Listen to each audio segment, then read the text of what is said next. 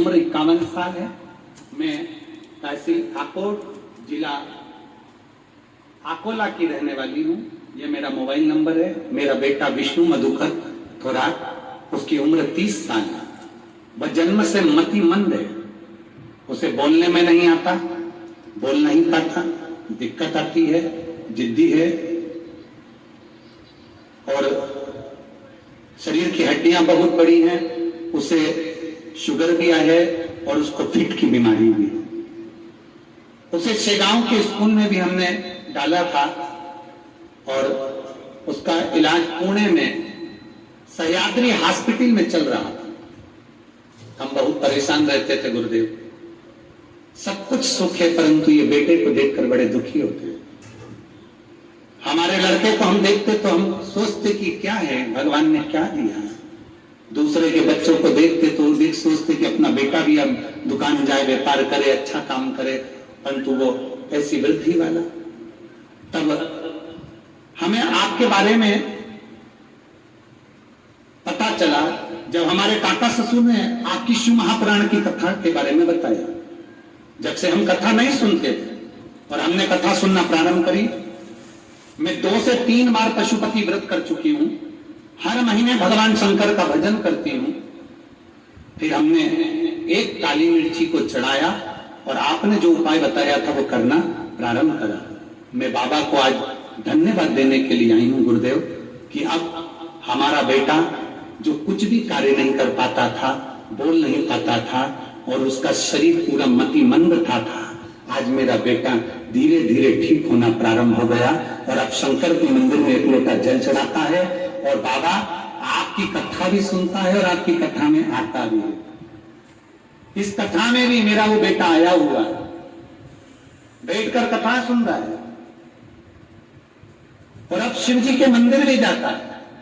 लोग उसको पागल सा कहते थे, पर बाबा उसका शरीर अब काम करना प्रारंभ कर दिया। कहीं बैठे हैं, कहीं बैठा हो तो हाथ हिलाइएगा, नहीं दिख रहा, कहीं बैठा हो तो हाथ दिखाइएगा। उसका फोटो लगाया हुआ है।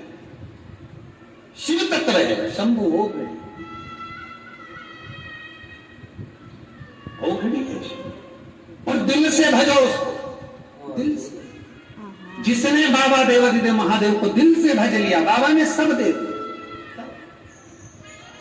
समय आया।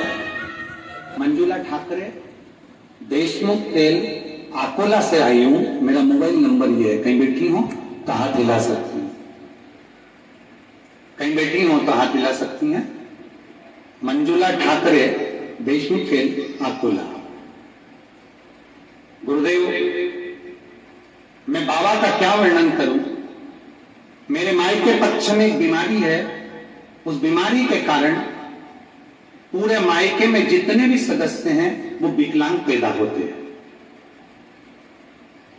मायके में जितने भी लोग हैं, चाहे वो मेरे भाई हों, मेरे मामा पक्ष के जितने भी हों, सब विकलांग पैदा होते हैं।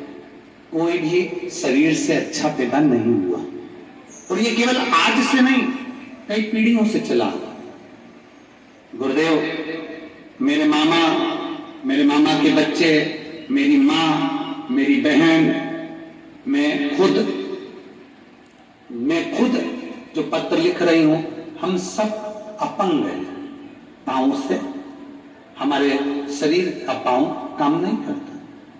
हमारे परिवार में एक बीमारी है, जो बीमारी का डॉक्टर भी कहते हैं कि ये जिंदगी भर रहेगी, ये आपके परिवार में है, जिसको जेनेटिक कहा गया। इस बीमारी के कारण हम सब विकलांग हैं। अब गुरुदेव, मेरे यहां पर जो संतान होने वाली, डॉक्टर ने कह दिया वो संतान भी ऐसी ही है, वो संतान भी ऐसी है। अब करें तो करें, पीढ़ी दर पीढ़ी चला आ रहा है और आज का नहीं है ये बीमारी। अब किसी ने कहा कि आप एक काम करो कि टीवी पर कथा आती है और वो सुनो। अब मेरी बहू गर्भवती, अब करें तो करें क्या। वापिस दिमाग में टेंशन आ गया कि गर्भ में जो संतान होगी वो भी विकलांग ही होगी। हमने डॉक्टर को दिखाया तो डॉक्टर बोले कि आपको भी जो संतान है वो इसी बीमारी से ग्रसित है और ये बच्चा आपका ऐसा विकलांग ही है। अब करें क्या? तभी बाबा से निवेदन करा, टीवी के सामने बैठकर बहू से कथा सुनवाई, शिव जी के मंदिर में 1 लोटा जल चढ़वाया। डॉक्टर ने कहा था बच्चा वैसा ही रहेगा जैसे तुम्हारे परिवार में सब हैं। तब शंकर को जल चढ़ाना प्रारंभ करा, शिव जी को जल चढ़वाया, नंदी के पास में बैठकर बेलपत्र खिलवाई। और बाबा का मैं क्या गुणगान करूं गुरुदेव, बाबा को धन्यवाद देने के लिए आई हूं। 25 जुलाई 2000 में बाबा का जो आनंदमय भाव से ऐसी कृपा मेरे शिव जी ने करी है, ऐसी बाबा ने करुणा करी है कि बाबा की कृपा से जो संतान हुई, ऐसी कृपा हुई कि वो बच्चा विकलांग नहीं हुआ, बाबा की कृपा से। गुरुदेव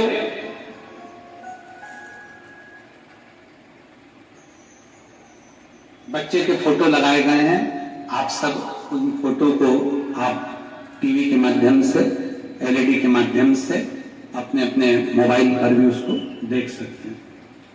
बच्चे के फोटो भी लगाए। शिव तत्व इसी को कहते हैं। लोग कहते हैं महादेव, सुनते हैं, हम कहते हैं एक बार उसका स्मरण कर कर देखो। क्यों ना सुने, क्यों ना?